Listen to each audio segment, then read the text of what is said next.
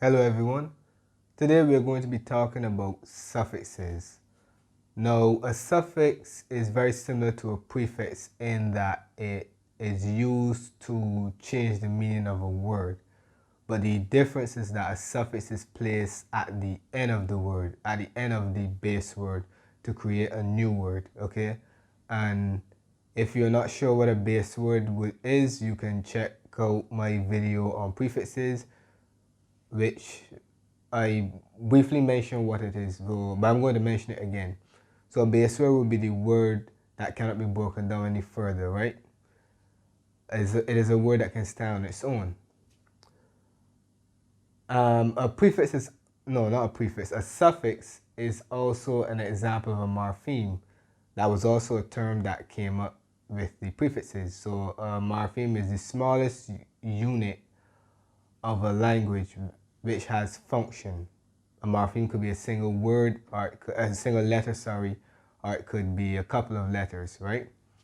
So let's see what is a suffix.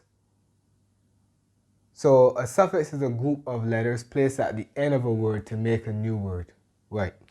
So we place a suffix at the end of a word to create a new word, but pay attention here. A suffix can either be inflectional or derivational. Yes, I know they're fancy terms, but I will explain, so don't worry. Inflectional refers to a change in the form of a word to express a grammatical feature such as tense. Okay, so we'll start with inflectional suffixes, right? Now, inflectional means that a grammatical element will be expressed. It will not change the meaning of the word per se, but rather it will add more information. So that's what inflectional means. It's not going to change the meaning of the word. It's just going to add some more information about it, which will be some element of grammar like tense. It could be tense. It could be the continuous form, as you'll see from the examples here. So let's see some examples of inflectional suffixes. And remember, inflectional suffixes only add information. They do not change the meaning per se, right? So ed. The suffix ed can be used to create the simple past tense, or it could be used as a regular past participle. For example, called, that would be past tense of the verb call, and the past participle cooked would be, cooked would be the past participle of the verb to cook. As you see, these aren't, so call and called, there is no real difference in meaning. The only difference would be the tense. So that's just an example. The meaning of the word will not change. It's just some grammatical element will be changed. Okay?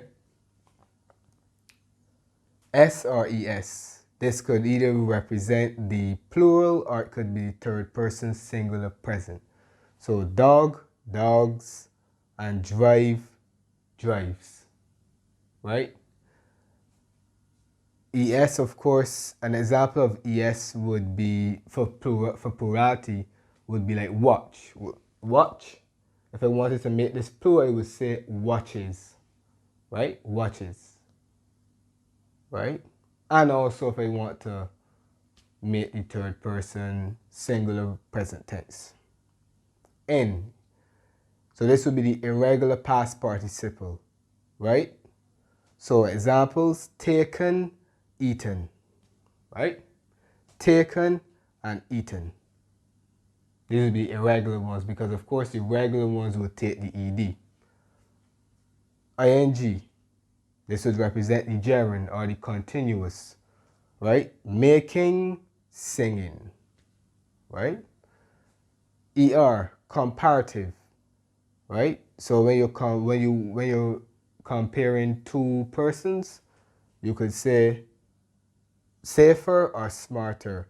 Now let me mention this. There are some spelling changes that take place with suffixes, but there are lots of exceptions to the rule. There are lots of exceptions. Sometimes you may have to double the final consonant For example, big, the adjective big, if you want to form the comparative, you don't just add ER, you have to add GER, bigger. You see? But, yeah. So that's just a by the way. Superlative, EST, tallest, fastest. And the same spelling rule could apply to that. Well, where there are exceptions, like big would be another example. Bigger, biggest, and you have to double the G for the superlative as well. Apostrophe S, this is possessive. This is used when we want to display ownership. So Mark's house, for example, and Susan's car, right? So whenever we're talking about inflectional suffixes, all we are saying is that these are word parts that will be added at the end of a word to add some grammatical feature. It will not change the meaning per se, but it will add some grammatical feature. Okay? So now we are going to proceed to derivational suffixes. So we move on to derivational suffixes. And unlike inflectional suffixes, derivational suffixes are going to change the meaning of the original word, right? So derivational means that the new word has a new meaning after the suffix is added. So when we add the suffix to the end of the word, it's going to create a new word with a new meaning, okay? It will usually be a different part of speech, and you will see examples of this as we go on. However, the new meaning will be related to the old meaning, yes. So even though this is a different word, it will still be related to the previous word in terms of meaning, right? Now there are several derivational suffixes in English. There's no way I could have put them all on the board. So I chose just 4 as examples. But there will be a PDF in the description of this video which will be a much longer list, and it will contain some of the more common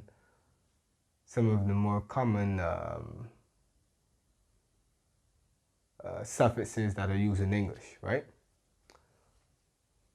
So let's begin. Let's see some examples here. Oh, and as you will see, some words can actually function as suffixes. So like would have its own meaning and it can function on its own, just like able. But they can also be used as suffixes for other purposes. So like means resembling or characteristic of. You have childlike, flu-like. And of course, flu-like means that the virus or pathogen or whatever resembles the flu. So it carries symptoms that are similar to the flu.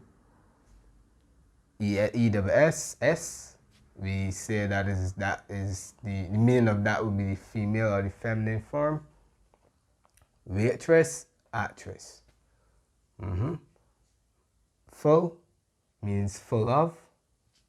So, so spoonful and joyful, right? Right. And able, capable of, worthy of being. Lovable, debatable. But you would realize that the E in both words was omitted so that the prefix could be added. I mean, the suffix could be added. So lovable, debatable. So when it comes to suffixes, you have to be mindful of the spelling changes. There's some spelling changes that take place, right? Now let's go back to the example with the changing part of speech. So we have child here. Child is a noun. But if I say childlike, that is now an adjective used to describe someone, right? So that's just an example. So to recap, suffixes can either be inflectional, which means that they add information, and this information is going to pertain to grammar, and it will not change the meaning per se. Whereas derivational means that the suffix will change the meaning of the base word, or it will, and this could include a change in part of speech as well. Okay, so suffixes can either be inflectional or derivational. Alright, so this brings us to the end of this lesson. I hope that this was helpful. Thanks for watching and see you in the next one.